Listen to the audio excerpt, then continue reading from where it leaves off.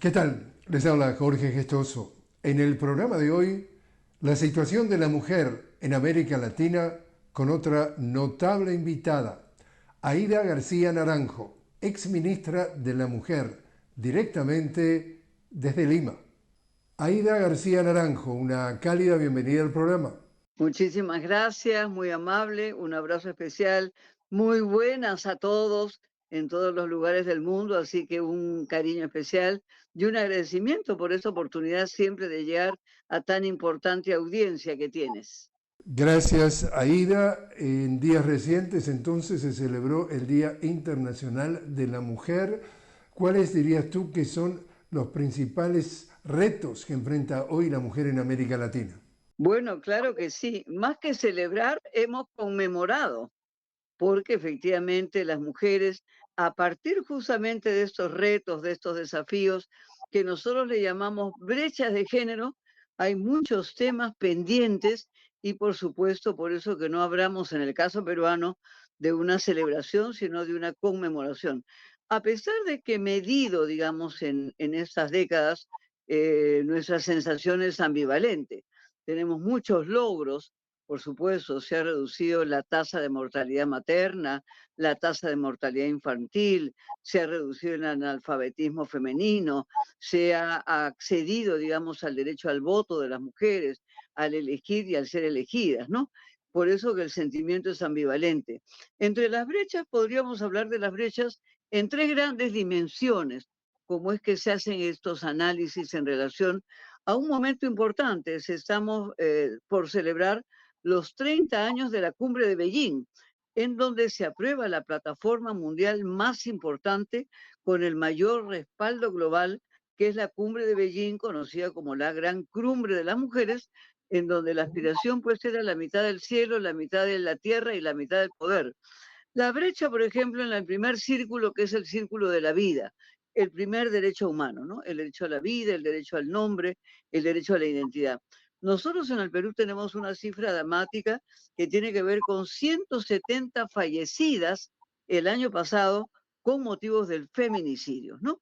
Entonces, ahí tenemos una primera brecha que es la defensa de la vida de las mujeres. Pareciera ser mentira que después de, digamos, una prédica tan importante en favor de las mujeres, tengamos que estar luchando porque no nos maten a las mujeres, estar luchando por la vida. En este mes que pasó tenemos 17 asesinatos de mujeres, que es una cifra muy alta porque el promedio eran 10 mujeres. Eso tiene que ver con causas estructurales que tienen que ser resueltas con un sistema patriarcal, con un sistema machista. Esto en lo que es la dimensión de la vida. En lo que es la dimensión de los derechos, particularmente el empleo, la salud, nosotros estamos con una brecha enorme. La brecha salarial mundial y en América Latina y aplicable en el Perú también es de un 30% de menos salario que reciben las mujeres por el mismo empleo que los varones. Y lo hecho es la dimensión de la política y la representación pública. Si bien es cierto, las mujeres en el Perú hemos conquistado el voto en el año 56 por una norma del 7 de septiembre del 55, la realidad es que estamos presentes en la base de la pirámide, es decir, tenemos muchas mujeres participando en cargos de regidoras distritales, provinciales, gubernamentales, pero no en el vértice del poder.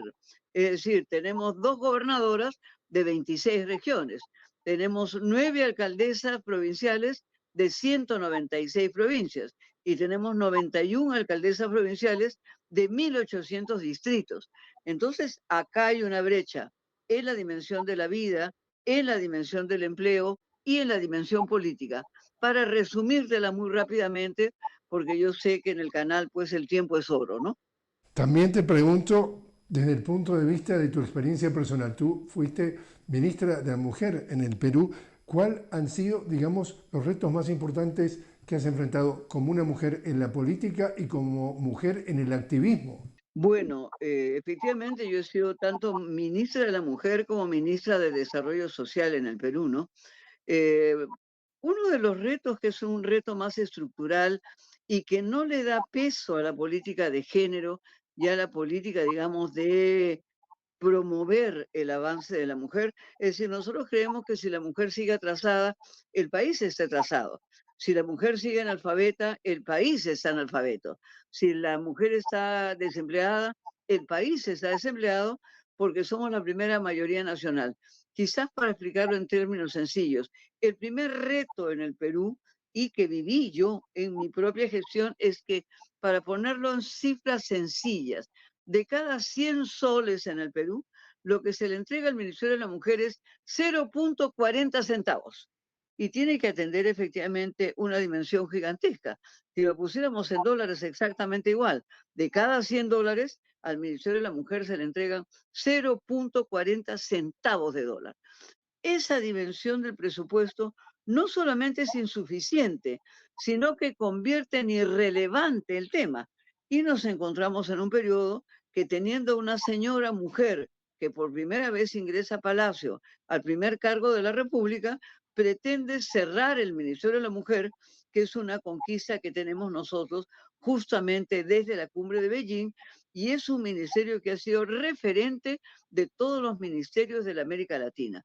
Eso para hablar de la primera dificultad. La segunda gran dificultad son los recursos humanos que no están capacitados para el tema de las políticas públicas del manejo de la problemática de la equidad de género. Y tenemos un gobierno actualmente y un Congreso antiderechos y antigénero que quiere incluso suspender la denominación de la palabra género, es decir, anular su existencia, pese a que el conjunto de la normatividad peruana es muy avanzada y garantiza las políticas nacionales de igualdad de género, ¿no? Por hablarte de dos temas centrales. Y luego entender que el tema es un tema estructural, que no se cambia con una ley, que no se cambia con una norma y que requiere, digamos, plazos mayores. Acá el tema más sensible, por ejemplo, frente a la violación de las mujeres indígenas, campesinas y amazónicas, es que se ha suspendido en las escuelas la educación sexual integral. Es decir, educar a niños y a niñas desde que entran a la escuela que los cuerpos no se tocan, que los cuerpos se respetan, que los cuerpos no se violan, que efectivamente tiene que haber una autonomía, digamos, en la defensa de la propia integridad corporal de niños y niñas, en donde el abuso en el Perú es gigantesco, ¿no? Por hablarte de tres dimensiones que me ha tocado vivir durante mi gestión. Y luego quizás la última, ¿no? Tenemos congresistas que me dicen: ministra, no tipifique usted el feminicidio, tipifique usted el machicidio. Y efectivamente eso no corresponde ni a las estadísticas. Acá las mujeres asesinadas son 97%. Efectivamente hay hombres asesinados por razones de su género, pero solo es el 3%. Entonces, si bien es cierto, esta política es válida para cualquiera de los dos géneros, de los dos sexos, efectivamente, no podemos tipificar el machicidio, más bien tipificamos el machismo y el patriarcado como problemas fundamentales y estructurales, no solo de la sociedad peruana, ¿no? Sino en conjunto de la evolución del mundo en donde vivimos en sistemas patriarcales, ¿no? Vivió también el Perú el COVID de una manera en donde las mujeres fueron afectadas de manera diferente a los hombres. Sí, por supuesto que sí. Hay una situación muy crítica y nosotros tenemos una presidenta que se victimiza por razones de su género, pero sin embargo no tiene otra solución que plantear el cierre del Ministerio de la Mujer, sumarse a esa campaña antigénero y antiderechos, y eso constituye para nosotros un problema desde una mandataria que, siendo, digamos, de nuestro género, nosotros tenemos que decir que no basta con ser mujer y que no tenemos la primera presidenta mujer, sino que tenemos la primera dictadora mujer en el Perú, ¿no? ¿Qué nos puedes contar en respecto al tema económico? Tú lo mencionaste, pero, o sea, el tema de la educación y el empoderamiento de la mujer como resultado de la relación entre educación y participación de la mujer en la vida de Latinoamérica. Eso es muy importante. Yo soy maestra de profesión, he enseñado durante 15 años en un barrio popular, en donde he entregado gran parte de mi vida más joven, y luego 30 años trabajando con las organizaciones femeninas populares más importantes que tiene este país, como el vaso de leche, los comedores populares, los clubes de madres, las plataformas de mujeres campesinas y indígenas del Perú. O sea, tengo un trabajo directo y un trabajo de campo que han marcado mi vida entera. Yo no vengo de la academia, vengo de la calle, vengo del pueblo joven, vengo del barrio, vengo de la organización femenina. La educación resulta fundamental. La educación resulta un mecanismo de ascenso social fundamental y de acceso a derechos, sobre todo, en donde somos concientizadas para conocer cuáles son nuestros derechos. Desde la Declaración Universal de los Derechos Humanos tenemos ya casi 8 décadas en donde han sido conquistas fundamentales, pero esas conquistas fundamentales aún no son garantía y por supuesto el Estado no puede dar cuenta a la fecha de haber cerrado esas brechas de género. Por eso que nuestra primera pregunta empezaba señalando cuáles son las grandes brechas y cuáles son los grandes desafíos. Para el caso de la educación en concreto, es muy grave que se haya mandado a suprimir de los textos escolares todo aquello que habla de la desigualdad, de la inequidad, de la lucha por la igualdad y del concepto de políticas públicas de género. Y lo que ya señalé minutos antes o segundos antes, la suspensión de la educación sexual integral. Entonces tenemos un retraso muy grave en el sector educativo que es desfavorable a niñas y adolescentes en la escuela. Recordemos que en el Perú tenemos también un récord lamentable de niñas madres. Es decir, tenemos nosotros niñas madres acá de 9 años, 10 años, 11 años, 12, 13, 14 años.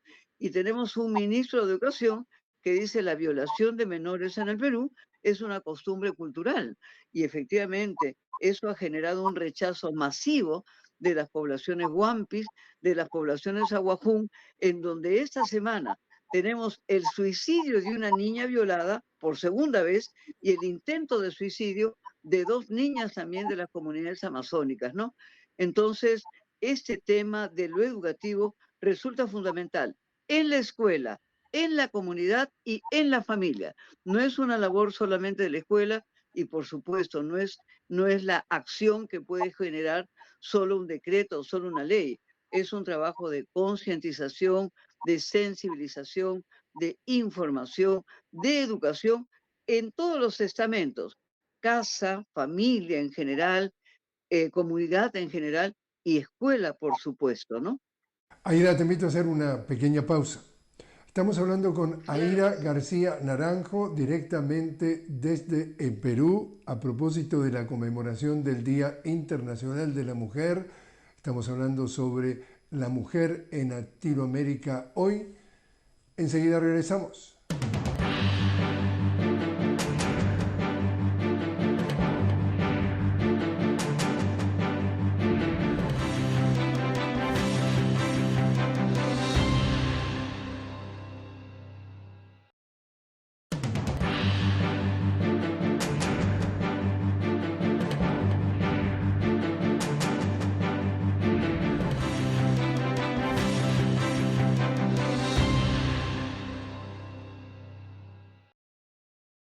Continuamos hablando con Aida García Naranjo directamente desde Lima. Estamos hablando al celebrarse o a conmemorarse en días recientes el Día Internacional de la Mujer. Hablamos de cuál es la situación, los desafíos, las perspectivas de la mujer en América Latina. Y allí entonces, respecto a representación política, Aida, ¿qué tendencias estás viendo a través de los años o de las décadas recientes en América Latina? Bueno, yo creo que hay una tendencia vinculada, digamos, al tema de la igualdad de las mujeres.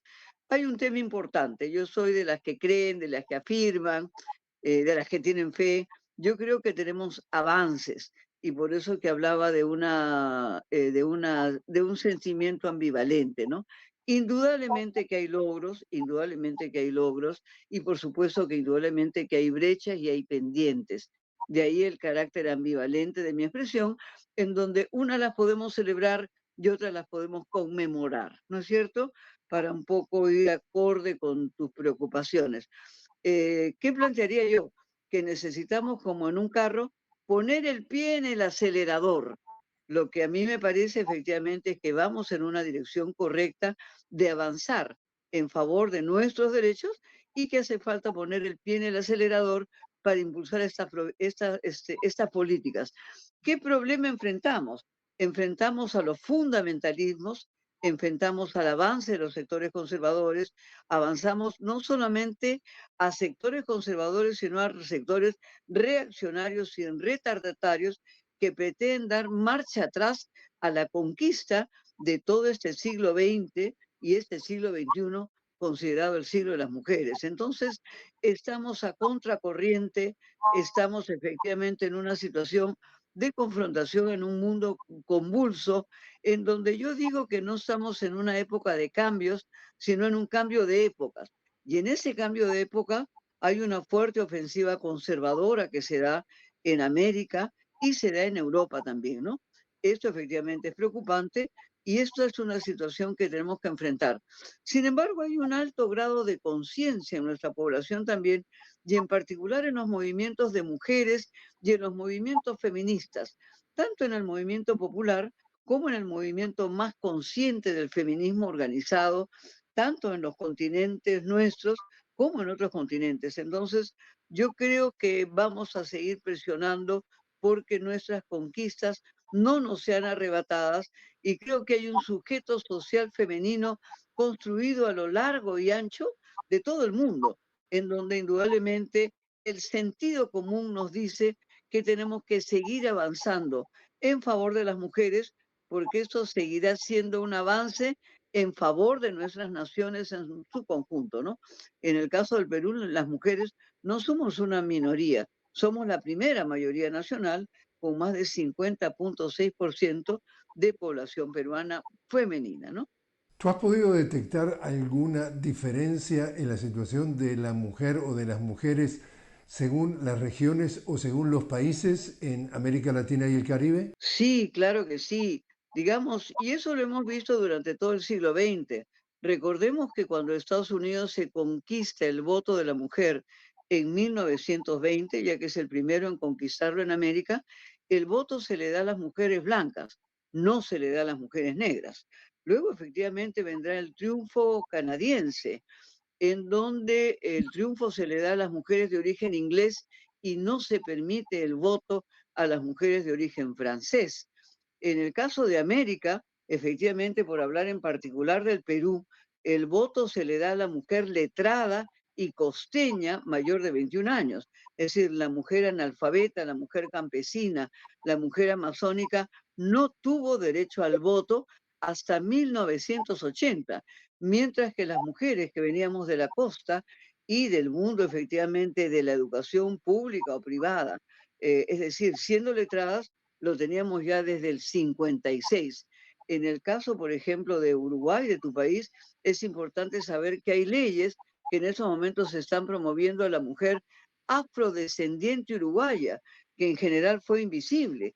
Y los censos permitieron conocer que hay un total de 11% de personas afrodescendientes en el Uruguay, conciencia que la propia ciudad o la propia comunidad uruguaya no tenía. Eso ha generado efectivamente normas favorables en el empleo a la mujer afrodescendiente. En el caso peruano, por ejemplo, estaban discriminadas las mujeres discapacitadas. Nosotros tenemos hoy día normas que en un 5% dan la obligatoriedad de incorporar en el empleo público un 5% de personas con discapacidad y eso se está extendiendo hoy día también al sector privado. Entonces ahí tienes ejemplos entre blancas y negras, entre inglesas y francesas, entre urbanas y rurales, entre efectivamente mujeres con capacidades diferentes y mujeres que no las tienen, para hablar, digamos, de esa segmentación de diferenciación que se ha venido dando en todo nuestro continente, desde el norte hasta el sur, por supuesto que sí, ¿no? Y también la mujer indígena, una de las más marginadas en toda nuestra región. Y por eso que te digo, acá en el Perú de cada 4 analfabetos, 3 lo eran mujeres, pero eran mujeres analfabetas, las mujeres indígenas, campesinas, amazónicas y pueblos originarios que ni siquiera tuvieron derecho a la ciudadanía Mientras las urbanas los teníamos en el año 1956, las rurales, indígenas y de pueblos originarios, campesinas, la tuvieron recién en 1980. Y esa marginación se mantiene, solo por poner el caso de las mujeres de Huancavelica, que es la región de más pobreza en el Perú. El 80%, en primer lugar, son mujeres informales, pero efectivamente tenemos aún ahí 30% de mujeres analfabetas, en donde es una brecha, por supuesto, que en materia educativa no se ha cerrado aún y estamos lejos de poderla cerrar, ¿no? Hablando del Perú, precisamente algunos lo llaman expresidente, otros lo llaman ex dictador. Hablo de Alberto Fujimori. Allí se dio un tema más que cruel, en donde a muchas mujeres se las operó para que no pudieran, o sea, para hacerlas estériles. Cuéntanos ese episodio realmente negro de la vida del Perú con este señor que, yo te digo, gran parte de la población lo llama el dictador Alberto Fujimori. Bueno, por supuesto, yo soy parte de esa gran cantidad de la población peruana que considera y califica y tipifica a Alberto Fujimori como un dictador. Reconocemos que él reconoció haber cometido actos de corrupción y que luego fue condenado por violación de derechos humanos. Es decir, eso está fuera de duda porque el proceso de Fujimori fue un proceso público y el calificativo terminó, digamos, de tipificar esos delitos cometidos por él, y eso es lo que generó la condena de un indulto ilegal, inmoral, ilegítimo que se produjo antes de su fallecimiento. En el caso del Perú, Fujimori es el único presidente varón que asiste a la cumbre de Beijing en China en el año 95.